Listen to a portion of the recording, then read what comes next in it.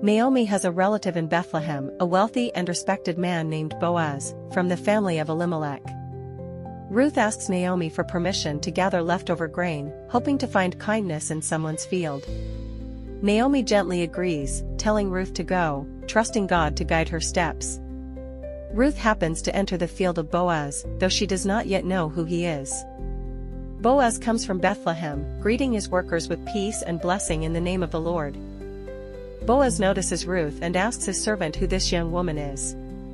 The servant explains she is the Moabite who returned with Naomi and has worked tirelessly since morning.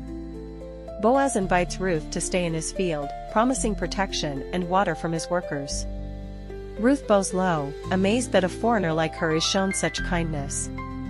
Boaz praises her for caring for Naomi and leaving her homeland to trust the God of Israel.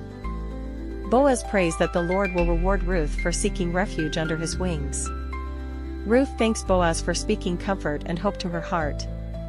Boaz welcomes Ruth to share a meal, and she eats until she is satisfied. Boaz quietly tells his workers to leave extra grain for Ruth and not to shame her.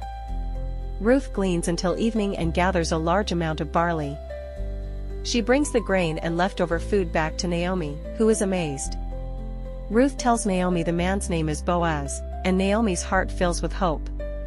Naomi praises the Lord for showing kindness to both the living and the dead. Naomi explains that Boaz is a close relative, a kinsman who can help and protect them. The chapter ends with renewed hope, as God quietly begins to restore their lives through faithful love.